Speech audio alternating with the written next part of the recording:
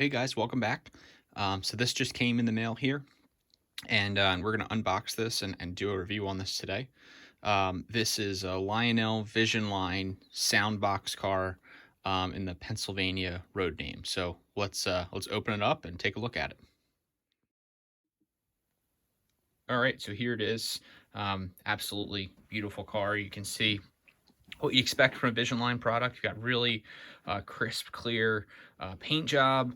You can see the Liberty Bell on there. Again, really crisp and clear. The detail on this car is fantastic.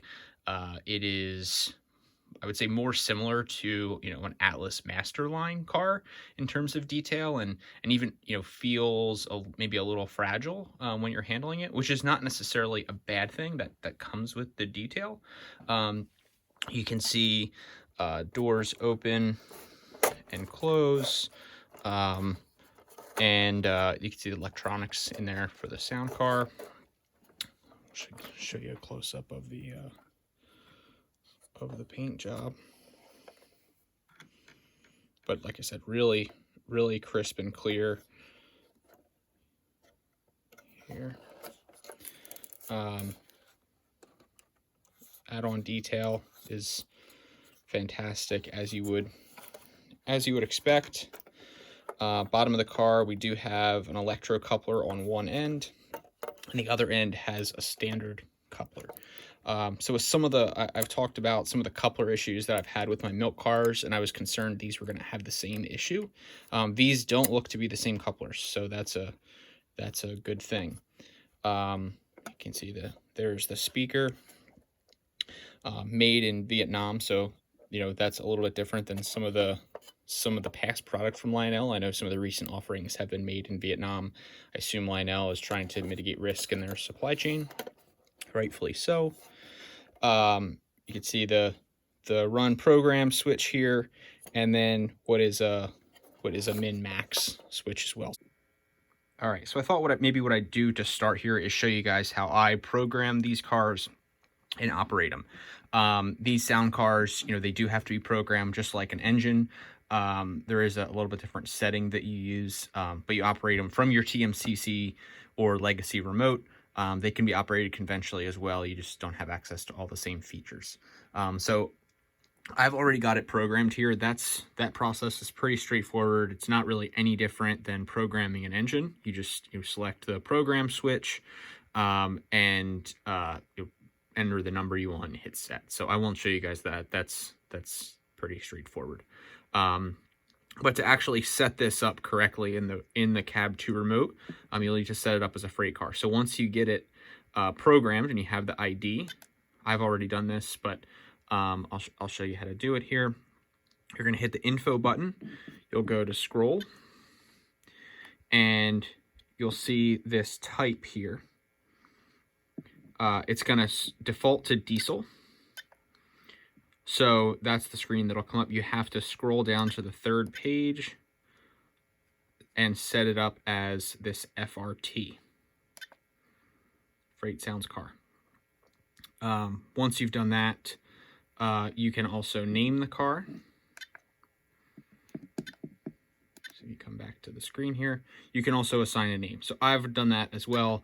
I've just called it PRR Box and entered the road name there. So the legacy remote wants to default to 4 numbers for the road number. The Boxcar has 5, but I just entered the first 4. So that's how you set it up. You can set this up as in using the train link feature and operate in a train, and there's some other more complex things that you can do to be able to run and control this along with your engine in a full train. I don't necessarily do that. I like to control the car individually. So I'll show you some of the functions of the car here in a minute. All right. So once you've got a program as a freight car, it gives you all kind of different options here. There's a lot you can do. I won't show everything. The first is you can fire the Electro Coupler. So you can see there that makes the coupler open. You can also turn different sounds on and off.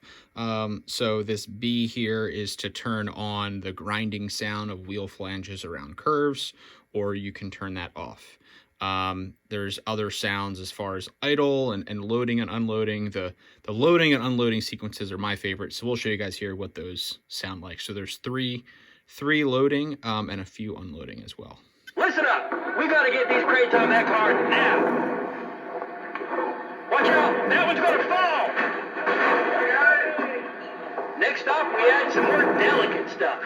We'll be adding a few pallets, too. Okay.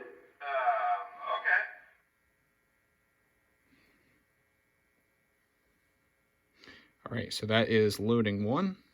Keep those boxes moving. Careful there! Watch out for that forklift! Next up, we add some more delicate stuff. We'll be adding a few pallets, too.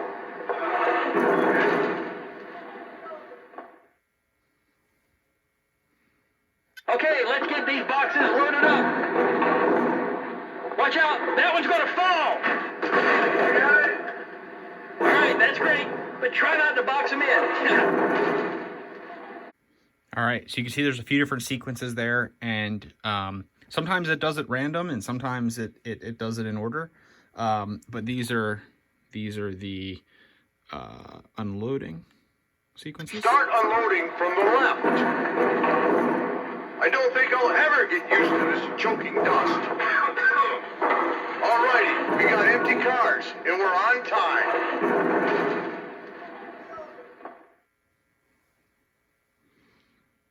Let's get those forklifts in here. Alright. Keep sweeping out that dirt. That's how it's done.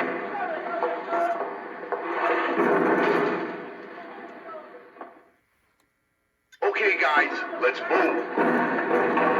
I don't think I'll ever get used to this choking dust. That's how it's done.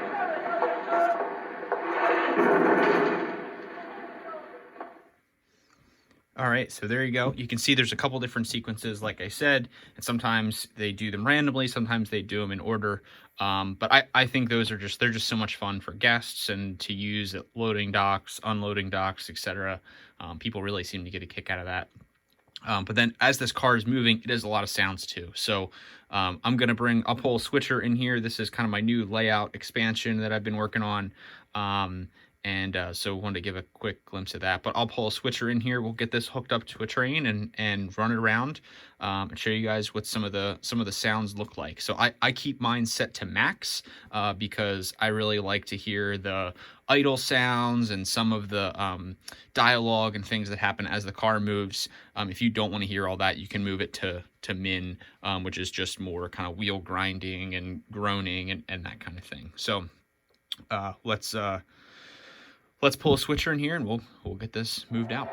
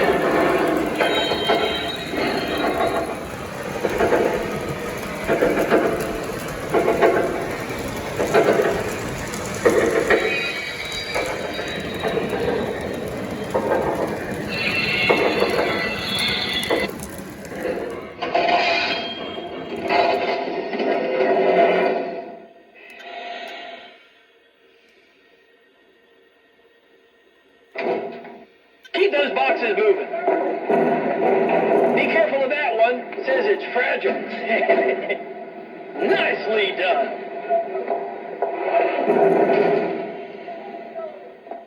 Keep those boxes moving.